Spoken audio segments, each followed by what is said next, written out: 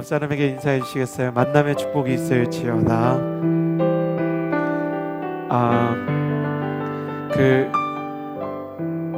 그 옆에 성인분들한테 할 땐 좀 조심해 주세요. 결혼하신 분들한테는 그 있는 만남을 잘 지키는 축복이라고 해주시면 더 좋을 것 같고요. 농담입니다. 옆 사람에게 이렇게 인사해 주시겠어요? 마음은 뜨겁게, 네, 가슴은 따뜻하게, 네, 인생은 시원하게. 옆 사람에게 인사해 주시겠어요? 따뜻한 사람이 되십시오. 시원한 인생이 되십시오. 네, 그렇게 되었으면 좋겠습니다. 오늘 CH630 예배에 오신 여러분 너무너무 환영하고요. 오늘 하나님께서 주시는 은혜를 우리 지미선 자매님이 잘 열어주셨는데 그 은혜의 문으로부터 시작되는 모든 하나님의 축복을 다 받아가는 자리 됐으면 좋겠습니다. 가슴에 손을 얹고 저를 따라해 주시겠어요? 하나님은 나를 사랑하십니다. 나는 그 사랑 안에 있습니다. 이 시간 말씀 앞에 내 마음을 엽니다. 나는 절대로 이전과 같지 않을 것입니다. 아멘. 어제 저희 국내 아울리치가 이제 마무리가 됐어요. 열심히 준비하고 열심히 훈련했던 이 아울리치가 해외도 끝나고 또 그 국내도 끝나면서 정말 큰 감동이 있었던 것 같아요. 제가 지난주에 아내가 이제 둘째를 출산해서 이렇게 완전히 풀로 참여하지는 못했지만 아내와 이제 같이 가지 못하기 때문에 이제 아이랑 제가 이제 24시간을 같이 있게 됐거든요. 큰아이 연준이랑 같이 이렇게 있으면서 어떻게 할까 고민하다가 연준이를 데리고 이제 가기로 했어요. 그래서 이제 아울리치 어제 갔는데 아이가 처음으로 이제 아울리치 사역을 이렇게 현장에서 보면서 이렇게 청년들이 통성 기도하는 거를 보면서 제가 약간 걱정을 했어요. 이렇게 아이가 어리잖아요. 그러니까 그 통성 기도를 저희 공동체가 또 좀 뜨겁게 합니까? 엄청 뜨겁게 하잖아요. 내가 약간 무서운 것처럼 처음엔 아빠 손을 붙잡고 있는 거예요. 저 기도 인도하는데 저한테 와갖고 계속 저 기도 인도하는데 헷갈리게 아빠 조금 무서운 것 같은데 그러면서 계속 막 저한테 말을 하는 거예요. 아빠 조금 무서운 것 같아. 저 누나는 화가 난 것 같아. 막 그러면서 막 이렇게 이제 산란스럽게 하는데 연준아 지금 기도하는 거야. 그리고 막 기도하니까 연준이가 궁금한 듯이 저한테 물어봤어요. 근데 아빠 왜 소리를 질러? 아빠 왜 소리 지르는 거야? 제가 기도인도 이렇게 할 때 소리 지르니까 아빠 하나님한테 화났어? 막 그러는 거예요. 그래서 원래 기도할 때 열심히 기도하면 크게 기도하는 거야. 그랬더니 앉아갖고 할 줄 모르니까 엄청 크게 할렐루야 할렐루야 그러는 거예요. 무슨 뜻인지 모르면서. 그래가지고 아내한테는 이제 아내는 일찍 재워야 된다고 아이 생각을 하고 9시에 보통 자는데 기도 다 끝나고 아이랑 들어왔더니 밤 12시가 넘었어요. 처음으로 기도하다가 나를 이렇게 넘겨본 거예요. 근데 얼마나 감사한지 집에 들어와서 다른 일 때문이 아니고 아이가 여행 가기 때문에 뭐 다른 일이 아니라 기도하다가 밤을 새는 걸 보면서 야 정말 가슴이 뜨겁다. 아들한테 오늘 기도하고 이모들이랑 형들이랑 이렇게 같이 있는 거 좋았어. 이모들이랑 삼촌들이랑. 예. 죄송합니다. 이모랑 형이 아니고 죄송해요. 제가 속마음의 일부가 걸린 것 같은데 이모랑 삼촌이랑 이렇게 하는 거 좋았어. 그랬더니 연준이가 그러는 거예요. 또 가고 싶다. 또 가고 싶어. 아빠 또 가고 싶어. 누군가한테나 처음이 있는 것 같아요. 그래서 저한테 첫 아울리치가 언제였지? 그런 생각을 좀 하게 됐어요. 제가 고등학교 때 처음 국내 아울리치를 갔어요.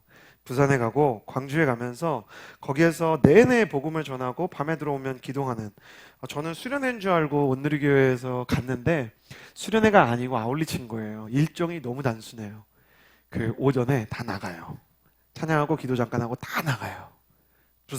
부산역에 나가고 막 광주 시내에 나가요. 나간 다음에 거기서 그냥 계속 전도를 해요. 전도한 다음에 저녁에 들어오는 거예요.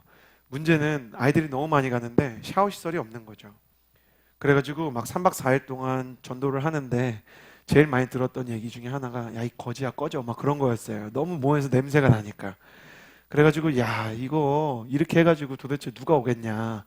오전 오후 동안 계속 전도를 한 다음에 저녁에 그 교회에 목사님이 설교를 하시면 그 교회에 초청을 하는 게 저희 아울리치였어요. 그런데 광주와 부산에서 아직도 잊지 못하는 것은 교회 본당이 터질 만큼 많은 사람들이 이렇게 들어왔었던 기억들이 있어요. 어디서 사람들이 이렇게 많이 왔는지, 예수님 안 믿는 게 분명한, 찬양할 때 아무도 따라 부르지 않는 사람들이 너무 많이 와 있는 걸 보고 가슴이 벅차올랐던 때가 있어요. 그때는 아울리치를 갔다 오면 마음이 너무너무 뜨거웠어요. 아울리치를 갔다 오면 정말 내가 살아있다는 생각이 들었어요. 아울리치를 갔다 오면 내 인생의 꿈에 대해서, 소망에 대해서 생각하게 되었어요. 근데 시간이 지났어요. 제가 아울리치를 해외만 한 30번 정도 가고 국내도 더 많은 곳들을 다니면서, 제가 어제 아들이랑 아울리치를 갔다 와서 잠깐 자지 않고 아들이랑 이렇게 잠깐 얘기를 했거든요. 저는 뭔가 어렵지만 쉐어링을 해야 된다고 생각했어요. 3살짜리 아이지만 내가 다 이야기를 해요. 좋았다.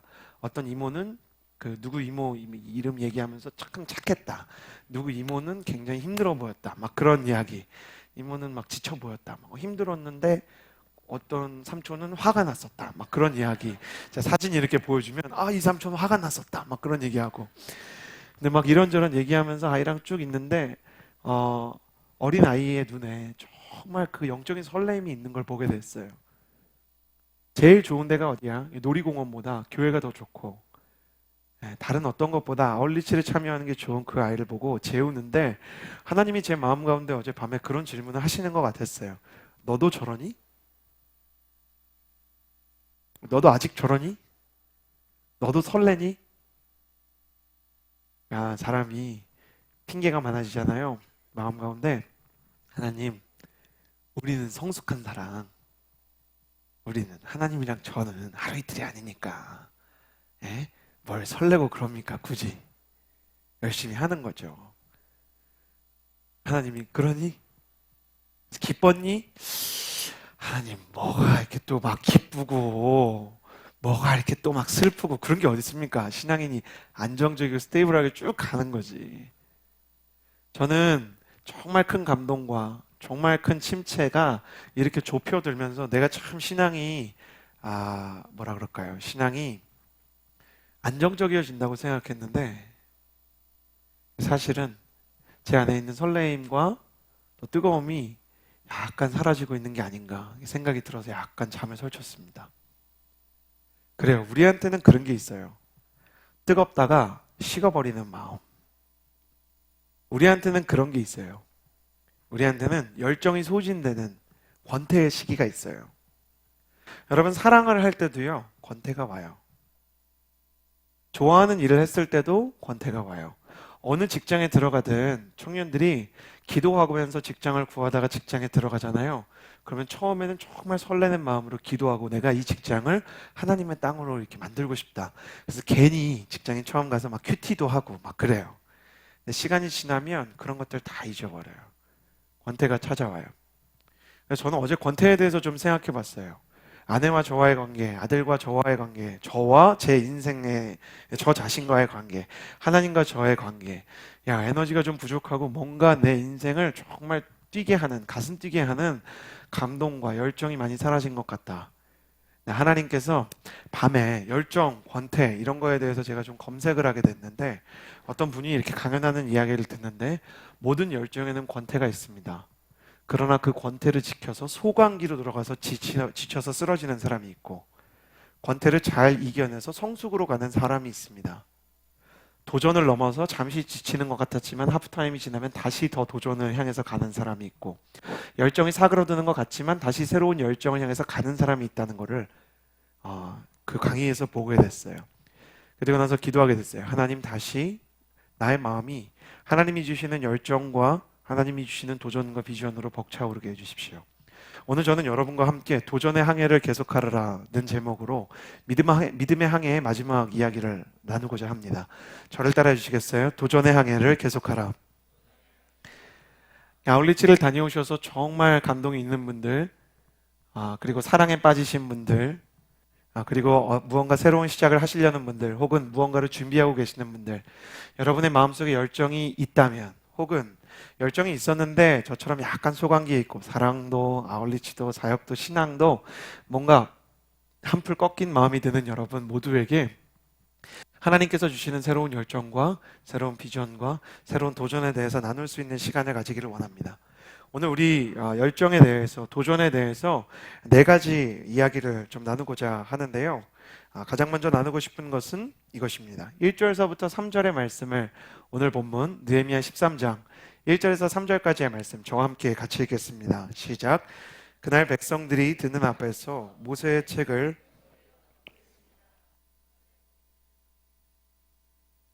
영원히 하나님의 회중에 들지 못한다는 기록이 나왔습니다. 그들이 빵과 물을 줘 저주했기 때문입니다. 그러나 우리 하나님께서는 그 저주를 복으로 바꿔버리셨습니다. 이 율법을 들은 백성들은 이방 피가 섞인 사람들을 이스라엘에서 몰아냈습니다. 아멘.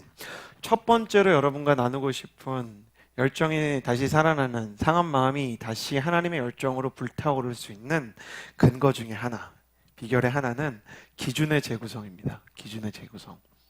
느헤미야는 참 대단해요. 성벽 쌓았으면 이제 좀 쉬어도 되는데, 성벽 쌓고 나면 에스라와 함께 이 말씀의 사경회를 엽니다. 말씀 사경회 끝나고 나면 말씀 사경회가 끝난 것에서 그치지 않고 말씀대로 어떻게 하면 이 민족이 전진할 수 있는지에 대해서 플랜을 짜고 실행을 합니다.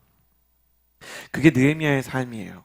도전이 멈추지 않았던 느헤미야, 지치지 않는 엔진 같았던 두 개의 심장을 가지고 있는 것처럼 남들의 몇 배의 인생, 몇 배의 비전을 이룬 느헤미야의 가장 큰 열정의 비결은 말씀을 읽는 시간이 있었다는 것입니다. 그는 말씀을 읽고 그 말씀대로 하나님의 뜻대로 하나님의 일을 하고자 하는 마음을, 말씀에서 에너지를 찾았습니다. 여러분, 종교개혁이 일어났어요. 중세시대 때 카톨릭이, 지금은 카톨릭도 많은 자정 노력을 했지만 그 시기에는 성경의 내용과는 전혀 다른 것들을 가르치고 있었어요. 헌금을 내면 그 사람의 죄가 사해진다든지, 아니면 그 사람이 카톨릭 교회에서 원하는 어떤 봉사를 하면 구원을 받는다든지, 그런 이야기를 하고 있을 때 종교개혁자, 여러분이 다 아시는 독일의 루터가 그것에 대해서 이상하다고 이야기를 합니다. 역사적으로는 뉘렌베르크 성당에 95개조 반박문을 막 루터가 때려 박은 걸로 되어 있는데요, 실제로는 그렇지 않습니다. 실제로 공부를 해보면 그것은 루터의 제자 멜랑이톤이나 부처 같은 사람이 증언한 내용에 지나지 않고요, 루터가 죽기 전까지는 루터가 뉘른베르크 성당에 95개조 반박문을 붙였다는 기록이 어디에도 없습니다.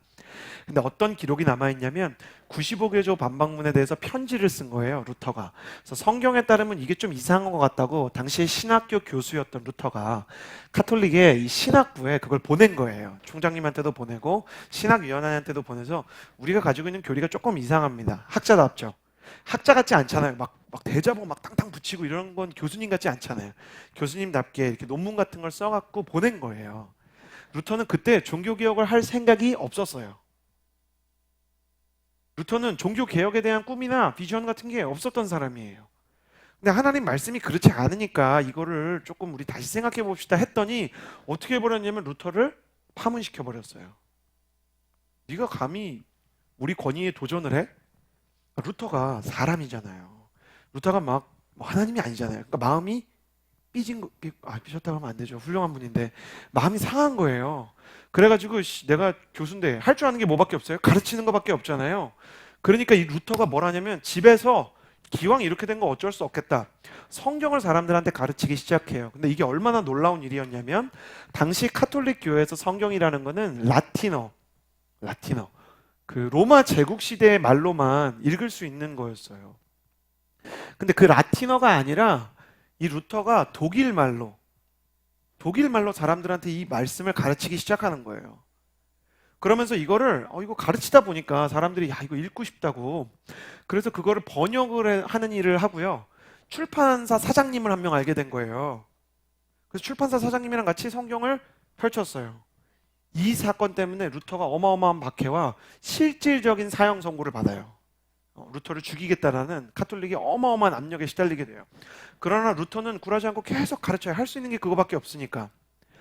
놀라운 일이 일어났는데 카톨릭 교회에서 20년 다니고 30년 다녔던 사람들이 요셉의 형들이 요셉을 팔았다는 이야기를 처음 들은 거예요. 다윗이 골리앗을 쓰러뜨린 이야기를 처음 들은 거예요. 하나님이 7일 만에 천지를 창조하신 이야기도 처음 들은 거예요. 라틴어로 이야기를 하니까 여러분 생각해 보세요. 제가 갑자기 막 고대 중국어로 설교를 40분씩 한다고 생각해 보세요. 그 밑에 있는 사람들이 얼마나 어렵겠어요. 어려우니까 그거에 대해서 반발 중에 하나로 미켈란젤로나 레오나르도 다빈치 같은 사람들이 그림을 그려서 성경을 보여준 거예요. 우상을 만든 게 아니고 사람들이 이 성경의 내용을 알았으면 좋겠다는 생각을 갖고 그린 거예요. 이해가 되시죠? 그러니까 이 루터가 이거를 알려주기 시작하니까 카톨릭은 불안해요. 왜? 자기들이 하고 있는 일이 성경의 내용과 다르다는 게 하나하나 드러나기 시작하는 거예요. 그래서 루터의 집에서 강연을 했는데 사람들이 3,000명, 4,000명, 5,000명씩 모여서 저절로 종교개혁이 일어날 수밖에 없는 상황이 되는 거예요. 루터가 피신을 가게 되었고요. 성주가 그를 숨겨줬는데 성주가 숨겨준 상태에서 성경 공부를 시작을 했는데 거기서 또 사람들이 계속 반응이 있는 거예요. 그러니까 루터는 처음에 종교개혁을 일으키려는 게 아니라 카톨릭을 이렇게 조금 정화시키고 싶었는데 루터에 대한 하나님의 계획은 그게 아니었던 거예요. 저는 루터의 삶을 보면서 지금 성경의 이야기보다 조금 더 우리의 삶에 가까운 이야기를 좀 나누고자 합니다. 하나님의 사람들은 목표를 처음부터 정하고 가는 게 아닌 경우가 많아요. 루터가 종교개혁을 내가 일으켜야겠다, 거룩한 종교개혁자가 돼야겠다 이렇게 한 게 아니에요. 하다 보니까 한 거예요. 그러니까 나중에 제자들한테 이렇게 그 뒷얘기로 해놓은 것들이 기록이 돼 있어요. 굉장히 창피한 이야기들인데 그 제자들이 선생님 어떻게 종교개혁을 일으켰냐, 근데 뉘앙스를 그대로 살려서 써놓으면 나도 몰라 임마 이렇게 대답한 게 있어요. 하다 보니까 이렇게 됐어. 뭐라고 루터가 얘기했냐면 우물쭈물 하다가 종교개혁을 하게 됐어. 어떡하라고 이제. 그리고 놀랍게도 그 종교개혁자 루터가 뒤에서 뭐라 그랬냐면 딴 사람들한테 말하지 마라, 내가 이렇게 무서워하는 거를. 그러니까 루터가 너무너무 무서운 거예요. 루터가 직접 지은 찬양이 있어요. 내 주는 강한 성이요, 그 내주는 강한 성이요 이렇게 찬양하고 뒤에 가서 나도 몰라 임마 이게 어떻게 된 건지, 내가 하려고 그런 게 아니야. 이거를 성경이 뭐라고 히브리서에서 얘기하냐면 아브라함이 하나님의 명령을 따라서 갔는데 갈 바를 알지 못하고 갔다는 거예요. 여러분의 인생이 혹시 그렇게 가고 있지 않나요? 아니 내가 지금 어디로 가고 있는 건지 모르겠어요. 하나님이 나를 인도해 주시는 것 같긴 한데 하나님이 최종 목적지를 안 가르쳐 주는 거예요. 비행기에 탔는데 이 비행기가 어디에 착륙해야 되는지 모르면 사람이 얼마나 불안하겠어요.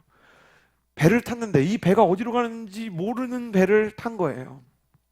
그래서 우리는 이 불안함 속에서 가끔 탈출을 시도해요. 요나처럼. 그러면 또 물고기가 먹었다가 뱉어갖고 우리가 다시 그 배를 타고 막 그렇게 인생을 살아가는 거예요. 갈 바를 알지 못하고 가는 거죠. 그러나 루터가 자기 인생의 최종 목적지는 몰랐지만 하루하루 인생의 나침반은 갖고 있었어요. 그게 말씀이에요. 느헤미야도 성벽 재건까지만 자기 마음에 있는 명확한 소원이었어요. 근데 하나님은 성벽의 재건이 아니라 민족의 재건을 원하신 거예요. 그러니까 죽고 나서 한 거예요. 그것도 모든 비전은 그 목적지가 선명하지 않을 때가 있어요. 그러나 선명하지 않음에도 불구하고 하나님이 원하시는 산 정상의 그 목적지에 다다른 사람들의 공통점은 하나님의 말씀을 소중히 했다는 거예요. 여러분, 말씀을 소중히 하십시오. 말씀을 소중히 하는 방법은 세 가지가 있어요. 첫 번째는 일단 읽는 거예요. 이해가 안 가도. 두 번째는 그것을 묵상하는 거예요. 생각해보고 나의 삶과 이입을 해서 대치를 시키고 비교를 해보고 그 안에서 내가 어떻게 살아야 될지에 대해서 생각해보고, 그게 어려우면 목사님의 설교를 듣는 거예요. 하나님의 말씀은 예수 그리스도의 삶과 성경의 기록과 그리고 목회자들의 선포를 통해서 사람들에게 전해줘요. 그 중에 한 가지씩 내가 내 마음에 하나님의 말씀으로 여기고 듣기 시작하면 그 말씀이 신약 성경에 기록된 것처럼 좋은 땅에 심기는 열매가 되는 거예요. 그 씨앗이 돼서 30배, 60배, 100배의 결실을 맺는 거예요. 여러분, 가끔 열정을 잃어버리는 가장 큰 이유 중에 하나는 내 인생이 어느 방향으로 가는지가 명확치 않을 때예요. 그러나 하나님께서 하나의 스텝, 두 번째 스텝, 원 스텝, 투 스텝 이끌어 주실 때마다 하나님의 말씀에 관심을 가지고 경청한다면 주께서 나의 하루하루를 비춰주실 것을 믿어요. 느헤미야는 무엇을 개혁해야 되겠다는 생각을 자기 스스로 가진 것이 아니었어요. 말씀을 읽다 보니까 오늘 말씀에 기록된 것처럼 암몬 사람과 모압 사람이 하나님의 백성과 같이 살아서는 안 된다는 기록이 있었고, 실제로 그때 산발락과 도비아를 비롯한 이스라엘 백성들을 자꾸만 세상으로 끌어들이는 사람들과 결별을 만들어야 되겠다는 생각을 느헤미야는 말씀 속에서 발견하게 됩니다. 여러분, 하나님의 말씀이 오늘 여러분에게 무엇이라고 말하고 있나요? 느헤미야에게는 거룩하지 않은 사람, 당신을 세상 사람들과 똑같이 만드는 사람들과 멀어지라고 이야기를 했던 것입니다. 여러분에게는 무슨 이야기를 하고 있나요? 여러분 그런 열정, 그런 기도 제목을 가졌으면 좋겠는데 하나님 말씀 속에서 나에게 주시는 음성을 듣게 하여 주시고 내 인생의 앞길을 비추는 등대를 갖게 하여 주시옵소서. 여러분의 인생의 하나의 이정표를 발견하는 하나님의 말씀의 사람이 되기를 주님의 이름으로 축복합니다. 두 번째, 도전의 항해를 계속하고 열정을 회복할 수 있는 방법. 우리 4절부터 14절까지 조금 긴데요. 같이 한번 읽어보았으면 좋겠습니다. 형제가 먼저, 자매가 그 다음에. 형제와 자매. 형제부터 읽겠습니다. 시작. 이 일이 있기 전에 우리 하나님의 집 창고를 맡고 있었던 제사장 엘리야십은 도비아와 가깝게 지내며, 자매님.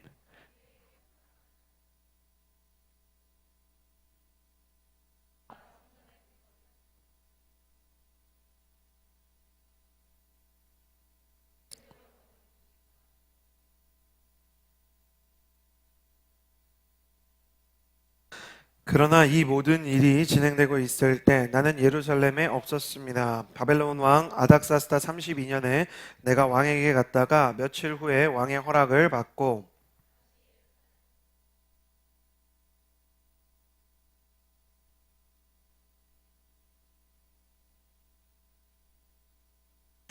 나는 너무 화가 나서 그 방에서 도비아의 모든 살림살이를 밖으로 내던지고는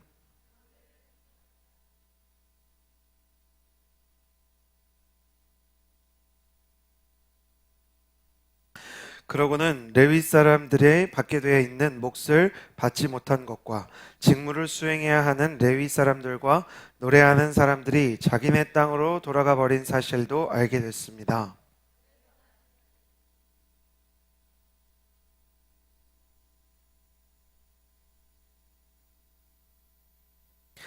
그러자 온 유다가 곡식과 새 포도주와 기름의 11조를 가져와 창고에 들였습니다.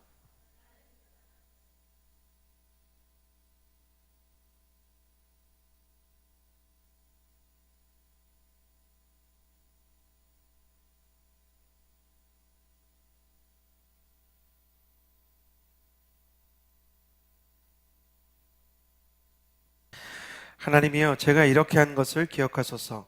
제가 하나님의 집을 위해 또 그 직무를 위해 일을 성실하게 수행한 것을 잊지 마소서. 열정을 회복하는 두 번째 방법 중에 하나는 공간의 재구성입니다. 공간의 재구성. 느헤미야가 그 말씀을 보고 나서 걷기 시작합니다. 그리고 하나님의 성전에 갔는데 산발락과 도비아라는 계속 이들의 성전 건축을 방해했던 사람들의 방이 성전 안에 있는 거예요. 레위인이 아닌 사람은 그곳에 자리를 가질 수가 없는데 제사장 엘리야십이라는 사람이 산발락과 도비아가 힘을 가지고 막 이스라엘 백성들을 괴롭히고 있을 때 그들을 달래기 위해서 하나의 큰 방을 선물로 주었던 것입니다. 느헤미야에게 그런 타협은 없습니다. 모든 그 방에 있던 집기들, 막 냉장고 같은 거, 선풍기 같은 거 다 갖다 집어 던지고 그 집에, 그 방에 다시 쫓겨났던 레위 사람들이 들어오게 해서 하나님의 공간을 만들었습니다. 여러분, 저는 요즘에 공간에 대해서 생각을 많이 합니다. 그 아내와 8년 동안 이제 연애를 했어요. 8년 정도 데이트를 하다 보면 놀라운 일이 생기는데 서울시에 웬만한 안 가본 데가 없게 돼요. 전부 다 가보게 됩니다. 근데 아내랑 좀 어디를 가면 아내한테 조금 특별할 수 있을까? 예? 어떻게 하면 아내랑 저랑 약간 이제 그 뭐라 그럴까요? 약간 처음 시작하는 연인 같은 느낌이 아닌, 그러니까 쉽게 말하면 여름에는 손 같은 거 안 잡고 다니는 그런 관계가 되기 시작한 거예요. 아내랑 어떻게 하면 조금 이 관계를 다시 따뜻하게 만들 수 있을까? 그러다가 아마 지금 정도 되는 날씨였던 것 같아요. 아내를 무작정 차에 싣고가 아니죠. 그 아내를 차에 태우고 여자친구를 차에 태우고 아내의 고향 일산으로 가게 됐어요. 일산이 멀지 않잖아요. 근데 아내가 이렇게 어린 시절에 자랐던 일산에 대한 좋은 기억이 많아요. 그때가 제일 이제 그 좋은 추억이 많던 시기예요. 그래서 아내가 다녔던 초등학교, 아내가 이렇게 살던 집, 아내가 자주 먹던 가게 중에 아직 남아 있는 곳, 그런 곳에 가서 데이트를 했었어요. 그래서 데이트를 하면서 알게 된 게 있는데 공간에는 정서가 담겨 있다는 거였어요. 사람들이 굉장히 중립적인 공간이잖아요. 일산이 뭐 제가 일산 성주도 아니고 일산 전체를 뭐 관리하는 사람도 아닌데 그 길을 걷는 동안만큼은 그 길이 마치 우리의 것인 것처럼 아내가 그거를 가이드처럼 막 설명하는 거예요. 여기는 무슨 길이야. 여기는 무슨 길이야. 근데 다른 사람들한테 어떻게 보면 아무 의미가 없죠. 여기에서 병아리를 팔았었어. 병아리를 사서 뭐 갔는데 뭐 그런 이야기를 한다든지, 여기에서는 맨날 불량식품을 팔았는데 내가 그걸 먹었었어. 그러니까 어떤 느낌이 들었냐면 마치 유럽에 와서 가이드의 이야기를 듣는 것 같은 그런 생각이 드는 거예요. 남들이 보면 얼마나 웃겨요. 한 남자가 막 주의 깊게 듣고 있고 여기에서 병아리를 팔았었어. 지나가는 사람들이 볼 때는 굉장히 웃긴 거죠. 근데 그 공간 안에 담겨 있는 기억이 사람을 다르게 만드는 거예요. 유럽도 그렇지 않아요? 어떻게 보면 돌이고 어떻게 보면 건물인데 거기에 담겨 있는 역사적인 배경을 알게 될 때, 그 안에 담겨 있는 공간의 정서를 알게 될 때 사람의 마음이 바뀌게 되죠. 그런 이야기를 최근에 다시 나누면서 아내랑 그런 이야기를 했어요. 신혼을 저희가 시작해서 이제 3년 정도 살게 된 우리 집이 있는데, 우리 동네가 있는데 아내가 저희 동네를 좋아해요. 저희 동네에 재래시장이 있는데 재래시장을 굉장히 깨끗하게 리모델링을 해놨거든요. 그 시장도 좋아해요. 여보, 여기 떠나면 나 왠지 눈물이 날 것 같아. 그렇죠. 우리는 부모님과 함께 놀았던 어떤 장소를 기억해요. 초등학교 때 친구들과 밤새도록 뛰어놀았던 놀이터를 기억해요. 응답하라 1988 같은 거 보면서 우리가 굉장히 큰 위로를 받는 건 추억의 힘이 아닌가 생각이 돼요. 공간을 어떻게 관리하느냐, 어떤 공간을 만들어 가느냐가 사람에게 너무 중요해요. 여러분, 그래서 과거의 공간에 대한 이야기를 좀 넘어서 여러분이 개인이 지금 가지고 있는 여러분의 현재의 공간에 대해서 이야기해 보고 싶어요. 여러분의 공간에서 무슨 일이 일어나고 있습니까? 여러분의 방은 무슨 용도로 쓰여지고 있습니까? 시간이 지나서 다시 그곳을 찾았을 때 여러분에게 그 공간이 어떤 의미와 어떤 감동과 어떤 흔적과 어떤 자취로 기억이 되게 될지요. 느헤미야는 하나님의 공간은 하나님의 공간으로 머물러 있어야 된다는 생각을 가지고 있었습니다. 저는 여러분에게 사람을 사랑할 수 있는 공간이 있었으면 좋겠고, 꼭 100% 영적인 것이 아니더라도 여러분이 생각을 하고 여러분이 묵상을 하고 여러분의 마음과 직면할 수 있는 공간을 만들어 갔으면 좋겠습니다. 여러분에게 특별한 스페셜 룸이 있었으면 좋겠습니다. 그래서 그곳에 가면 여러분의 마음 가운데 또 여러분의 삶 가운데 다른 어떤 것들이 이렇게 담기게 되는 공간들이 있었으면 좋겠어요. 이 말씀을 들으면서 여러분의 일주일을 한번 상상해 보세요. 그리고 다니는 곳들, 내가 심호하는 곳들을 무엇으로 채우고 있는지를 한번 생각해 보셨으면 좋겠어요.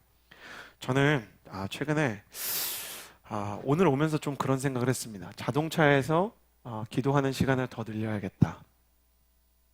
자동차가 사람한테 굉장히 이렇게 개인적인 공간이잖아요. 근데 거기에서 내가 하나님을 생각할 수 있는 시간을 좀 만들어야 되겠다. 여러분에게도 그런 공간의 재구성이 일어났으면 좋겠습니다. 그리고 만약 여러분이 영적으로 많이 지쳐 있다면, 많이 소진되어 있다면 제가 영적인 회복의 힌트를 하나 드릴게요. 느헤미야가 지칠 때마다 재건되고 있는 예루살렘 성전으로 갔듯이 여러분을 영적으로 가장 뜨겁게 했던 장소를 한번 방문해 보십시오. 여러분을 가장 따뜻하게 했던, 여러분을 가장 감동적으로 만들었던 장소를, 그 중에 좀 가까운 장소가 있다면 그곳에 가서 잠깐 기도하는 시간을 가져보십시오. 그럼 하나님께서 마치 그곳에서 기다리고 계셨다는 듯이 여러분에게 새로운 영광과 열정을 주실 겁니다. 저는 여러분이 살아가는 곳마다 지우의 공간, 회복의 공간, 그리고 열정이 살아나는 열정의 공간이 생겼으면 좋겠고, 또 하나님께서 함께 하시는 하나님의 공간들을 만드는 거룩한 룸 크리에이터들이 되기를 주님의 이름으로 축복합니다. 하나님께서 여러분의 공간을 재구성하기를 원하신다는 거예요. 세 번째 나누고 싶습니다. 15절에서 22절 말씀 우리 같이 한번 읽어볼까요? 조금 길지만 15에서 22절 같이 읽겠습니다. 시작. 그 무렵 나는 사람들이 유다에서 안식일에 포도주 틀을 밟고 곡식을 들여와 나귀에 싣고 포도주, 포도, 무화과와 그 밖에 온갖 물건을 다 싣고는 안식일에 예루살렘으로 갖고 들어오는 것을 보고 그들이 그날에 음식은 팔지 말라고 경고했습니다. 예루살렘에는 두로 사람들도 살고 있었는데 그들이 물고기와 온갖 종류의 상품을 갖고 와서 안식일에 예루살렘에서 유다 사람들에게 팔고 있었습니다. 그래서 내가 유다 귀족들을 꾸짖으며 말했습니다. 당신들이 안식일을 모독하다니 이게 가당키나 한 것이시요. 당신들의 조상들도 똑같은 짓을 해서 하나님이 우리와 이 성에 이 모든 재앙을 내리신 게 아니요. 그런데 당신들이 지금 안식일을 더럽히며 이스라엘에 대해 더 큰 진노를 부르고 있어. 나는 안식일 전날 예루살렘 그 문들을 닫고 안식일이 끝날 때까지 열지 말라고 명령했습니다. 또 내 부하들 가운데 몇 사람을 성문 앞에 세워 안식일에 아무것도 싣고 들어오지 못하게 했습니다. 그러자 온갖 물건을 실은 상인들과 장사꾼들이 예루살렘 성 밖에서 한두 번 밤을 새웠습니다. 내가 그들에게 경고하며 말했습니다. 너희가 왜 성 밖에서 밤을 새우는 것이냐? 다시 이렇게 하면 내가 가만두지 않을 것이다. 그 이후 다시는 그들이 안식일에 나타나지 않았습니다. 그러고 나서 나는 레위 사람들에게 자신을 정결하게 하고 성문을 지켜 안식일을 거룩하게 하라고 명령했습니다. 하나님이여, 제가 이렇게 한 것을 기억하시고. 느헤미야가 계속해서 개혁을 합니다. 참 대단한 사람입니다. 저는 확신하는데 느헤미야 사람들이 별로 안 좋아했을 것 같아요. 네. 웬만한 거 다 안 된다고 하니까. 이 사람 얼마나 미움을 받았을까. 네. 느헤미야라는 사람을 사람들이 웰컴했을까? 그런 생각이 들어요. 그럼에도 불구하고 느헤미야는 하나님의 뜻이라고 생각이 되면 하나씩 하나씩 다 고칩니다. 언제나 일보다 사람이 중요하다고 하용조 목사님께서 입버릇처럼 말씀하셨었어요. 목회자들에게. 일보다 사람이 더 중요해.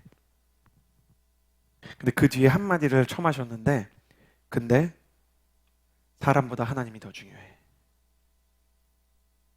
느헤미야가 그런 사람이었어요. 하나님이 원하신다. 그러면 사람들이 자기를 미워해도 괜찮은 사람.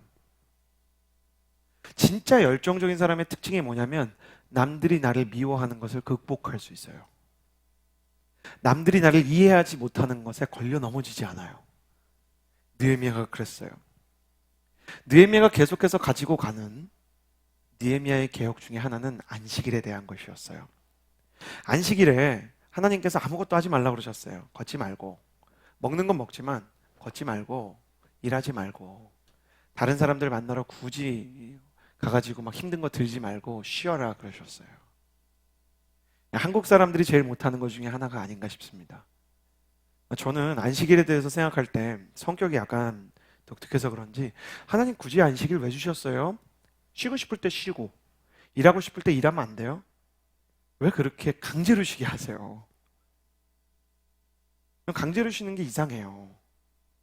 제가 제 아들에게 안식일을 선사하기 위해서 노력할 때가 있습니다. 연준아, 자야 돼.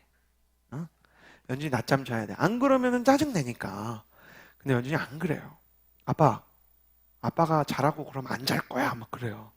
그럼 자지 마. 응, 안 잘게. 어떻게 하라는 거야? 막 마음이 복잡한 거죠. 사람이 쉬기 싫을 때가 있어요. 그런데 하나님께서 쉬라고 하셨어요. 왜 그럴까? 출애굽기 말씀을 보면 안식일을 하나님께서 주시는 이유 두 가지를 이야기하시는데요. 출애굽기와 민수기에서 하나는 하나님께서 천지를 창조하시고 하나님도 쉬셨기 때문이고, 다른 하나의 이유는 하나님께서 너희를 애굽 땅에서 이끌어내셨기 때문이라고 이야기해요. 하나님 애굽 땅에서 이끌어낸 거는 무슨 개연성이 있습니까? 그래, 하나님께서 여섯째 날까지 일하시고 일곱째 날 쉰 거는 그나마 좀 뭔가 비슷한데 애굽 땅에서 이끌어낸 거랑 안식일이랑 무슨 상관이 있습니까? 근데 묵상하면 묵상할수록 제 마음속에 감동이 있었어요. 이스라엘 백성은 원래 노예였어요. 노예라는 족속들은 일을 해야만 주인에게 사랑받을 수 있는 거예요. 뭔가 일을 해야 돼요. 뭔가 계속 노동을 하고 뭔가 잘 해내고 이윤을 남겨야만 주인이 그에게 너 정말 잘했다고 이야기해주는 존재들이 노예예요.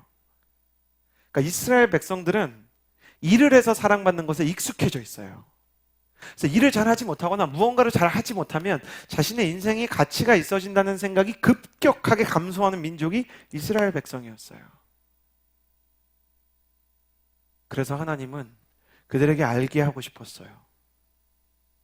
일하지 않아도 사랑받을 수 있다는 것을.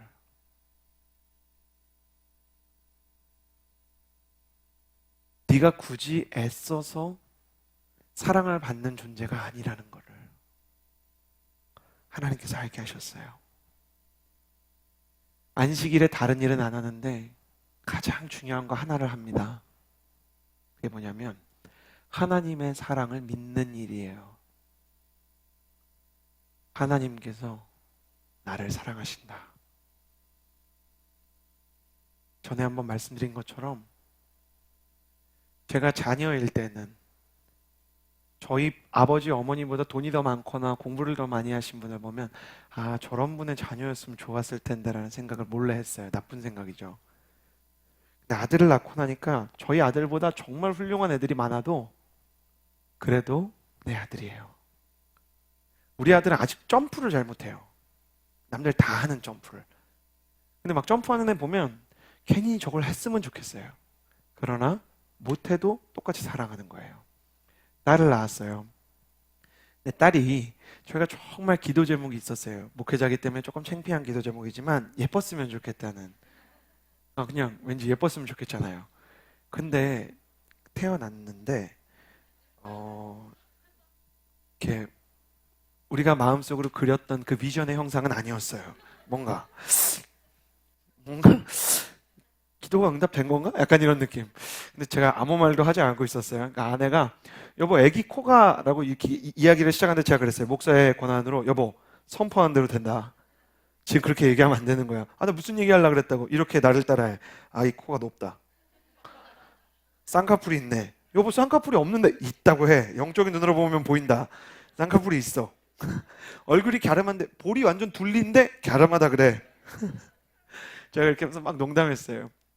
그래서 아기가 원래 처음에 좀 태어나면 그래요. 막 약간 이렇게 뭐라 그럴까요? 도넛처럼 생겼어요. 둘리에 나오는 약간 도넛처럼 생겼어요. 근데 아기가 시간이 지날수록 사진을 찍었는데 점점 예쁘게 보이는 거예요. 이게 무슨 이유가 있어요? 딴 이유가 없어요. 딴 이유가 없어요. 제 딸이기 때문이죠. 종과 자녀가 달라요. 하나님이 그걸 알려주고 싶었어요. 자녀로서 집중할 수 있는 시간이 필요한 거예요. 여러분 오늘 이따 기도할 건데 이렇게 기도할 거예요. 하나님 저 진짜 괜찮아요? 이대로? 하나님 저 정말 사랑하세요? 하나님 저 이거저거 못하는 거 많은데 이거저거 많이 실패했는데 괜찮나요? 하나님께서 오늘 우리에게 이러한 예배를 주신 것이 여러 이유가 있지만 가장 큰 것은 우리가 하나님의 자녀가 되었다는 것을 일주일에 한 번씩 확인시켜 주시는 것이라고 생각해요. 안식일은 그런 것입니다. 무언가를 하지 않아도 사랑받을 수 있다는 것을 확인하는 시간. 나는 여러분이 무언가를 하지 않아도 사랑받는 자녀의 정체성과 자녀의 자존감을 갖고 있기를 주님의 이름으로 축복합니다. 그렇게 하기 위해서 시간을 재구성하십시오. 열정은 정체성이라는 발판에서부터 뛰어오를 힘을 얻게 되어 있습니다. 그러기 위해서 시간을 재구성하세요. 여러분의 시간을. 하나님 앞에 여러분의 시간을 드리면서 하나님 내가 당신 앞에 집중합니다 라는 이야기를 할 수 있는 그런 사람들이 되었으면 좋겠습니다. 하나님 내가 당신께 집중합니다. 당신이 나를 사랑하시는 것에 내 눈을 맞추기 원합니다. 오늘 마지막으로 나누고 싶은 것은 그래서 시간의 재구성과 이어져 있는 정체성의 재구성입니다. 느헤미야가 계속 이 이야기들을 하면서 14절 말씀에 보면 하나님이여 제가 이렇게 한 것을 기억하소서 제가 하나님의 집을 위해 또 그 직무를 위해 일을 성실하게 수행한 것을 잊지 마십시오. 22절에 그러고 나서 레위 사람들에게 자신을 정결하게 하고 성문을 지켜 안식일을 거룩하게 하라고 명령했습니다. 하나님이여 제가 이렇게 한 것을 기억하시고 주의 큰 사랑을 따라 저를 불쌍히 여기소서. 오늘 13장 말씀 맨 마지막 절인 31절에 보면 또 하나님이여 저를 기억하고 은총을 내리소서 그러는 거예요. 왜? 매일매일 강력한 개혁의 드라이브를 걸고 있는 느헤미야. 사람들이 뭐 저렇게까지 할 거 있나? 너무 급격한 거 아니야? 저 사람 너무 레디컬리스트야. 저 사람이랑 있으면 마음이 불편해. 너무너무 변화를 심하게 해. 그런 미움을 받고 오해를 받고 자기 백성의 재건을 위해서, 영적인 재건을 위해서 힘쓰지만 사람들의 사랑을 많이 받지는 못했을 것 같은 느헤미야. 그가 내색하지 않았지만 그의 삶에 찾아오는 두려움과 그의 삶에 찾아오는 모든 어려움과 소진되는 열정의 이 침체 시기가 있을 때마다 하나님 앞에 나아가서 자신의 연약함을 토로했어요. 여러분, 하나님 앞에서 연약한 자가 되십시오. 가인이 하나님 앞에서 쫓겨나서 하나님이 유랑하는 사람이 되라고 하셨어요. 근데 그가 유랑하지 않고 성을 쌓아요.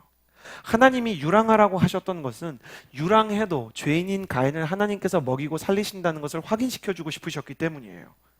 근데 가인이 그렇게 하지 않고 성을 쌓은 건 자기의 딸은 시큐리티가 필요했던 거예요.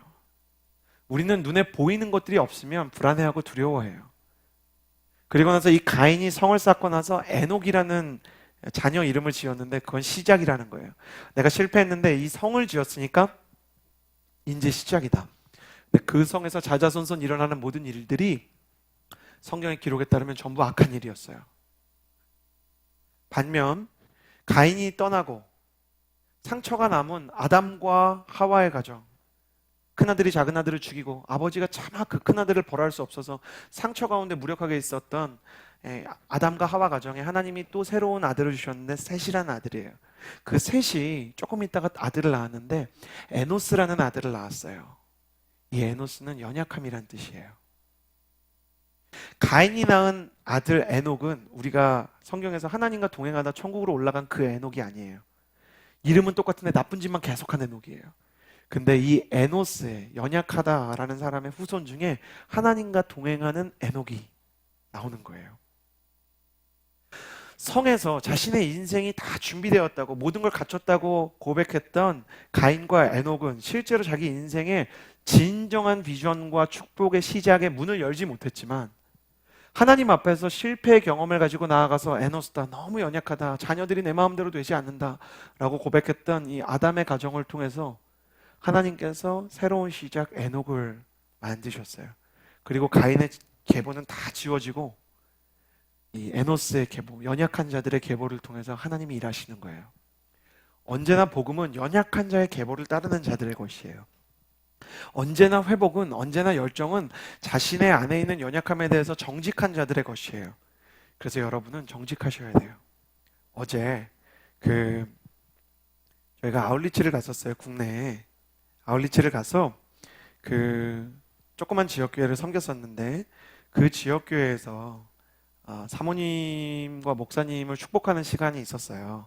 사모님과 목사님을 축복하고 저희가 막 이렇게 블레싱을 하는데 사모님과 목사님이 그동안 그 작은 파주의 교회에서 얼마나 고생하셨는지에 대해서 느낄 수 있는 거예요. 사람들이 온다고 생각했는데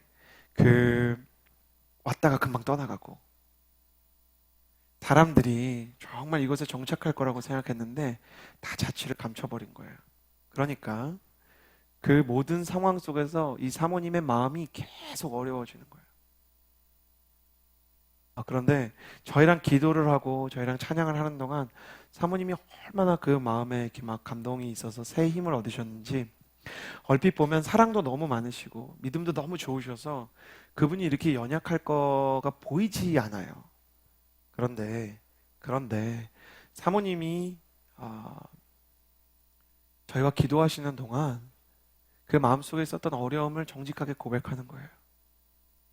이렇게 여러분이 다시 돌아가고 나면 또 이 교회가 똑같아지는 게 아닐까.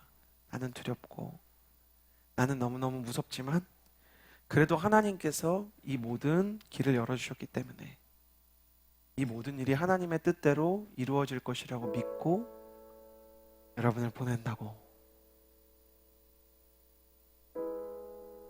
너무 아름다운 교회예요. 근데 너무 외진 곳에 있고 너무 아름다운 교회예요.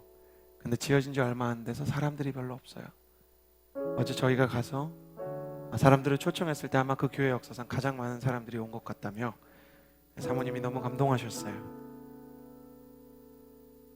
그 사모님을 위로하고 격려하고 개인적으로 연락을 하고 또 개인적으로 도와드리기로 하고 집으로 돌아왔는데 하나님이 열정과 권태에 대해서 성숙에 대해서 묵상하고 있는 저에게 새벽에 찾아오셔서 말씀하셨어요. 서진, 너는 저기 있는 내 딸보다 강한 사람이냐? 서진, 너는 저기 있는 나의 딸보다 성숙한 사람이냐? 그러고 보니까 저한테 사모님 위로할 만한 어떤 힘과 자격이 없어요. 사모님을 위로한 그 어떤 누군가가 있다면, 굳이 따지자면 온누리 교회지 저랑은 상관없는 거예요. 그래서 제가 제 삶을 돌아보면서 하나님 앞에 기도했더니 제 마음속에 여러분에게 말할 수 없는 상황과 아픔과 또 두려움들이 있다는 것을 알게 되었어요. 무엇인지 말할 수 없지만 저는 귀중한 것을 목사로서 한 번 더 체험하고 갑니다. 사모님이 저희에게 보여주셨던 용기처럼 연약함을 고백하는 사람, 느헤미야처럼 사람들에게 미움을 받을 때 하나님 앞에 나아가서 난 다시 일어나기 원합니다. 그렇게 고백하는 사람에게 하나님은 힘 주신다. 여러분, 때로 여러분의 신앙이 어떤 사람들 때문에, 어떤 일 때문에 지금까지 은혜를 잘 쌓아 올리다가 한순간에 교회에서 예배를 드리고 공동체 생활을 하고 또 섬기고 하나님과 함께 동행하는 그 시간을 포기해야 되는 것이 아닌가 싶을 정도로 어려울 때가 있을 수 있어요. 내가 정말 하나님의 일에 쓰임을 받을 만한 자격이 있는 사람인가에 대해서 내가 회의가 들고 어려울 때가 있을 수 있어요. 그럴 때 그 마음 그대로 가지고 하나님께 나아가십시오. 하나님, 그래도 나 사랑하신다고 하셨으니까 내가 이 자리 안 떠날게요. 내가 이 자리 지킬게요. 그러니 하나님 내게 힘 주셔서 내가 당신의 자녀라는 것과 하나님께서 나를 사랑하시는 것과 지친 나에게 새 힘 주신다는 것을 다시 한번 경험하게 해주십시오. 그렇게 기도하십시오. 말씀 속에서 하나님의 열정의 단서를 찾으십시오. 여러분이 좋은 기억을 쌓아놓을 수 있는 공간의 재구성을 하십시오. 하나님의 사랑에 집중할 수 있는 시간을 확보하셔서 우리 예배도 마찬가지고 여러분의 삶에서도 마찬가지고 시간을 재구성하십시오. 그리고 그곳에서 하나님 앞에 여러분의 정체성을 새롭게 할 수 있는 정체성의 재구성, 고백의 재구성을 하십시오. 하나님 앞에서 너무 무력한 사람처럼, 하나님 앞에서 너무 연약한 사람처럼 나아갈 수 있는 어린아이와 같은 여러분이 되시기를 바랍니다. 이 시간 잠잠히 가슴에 손을 얹고 기도하며 나아갑시다.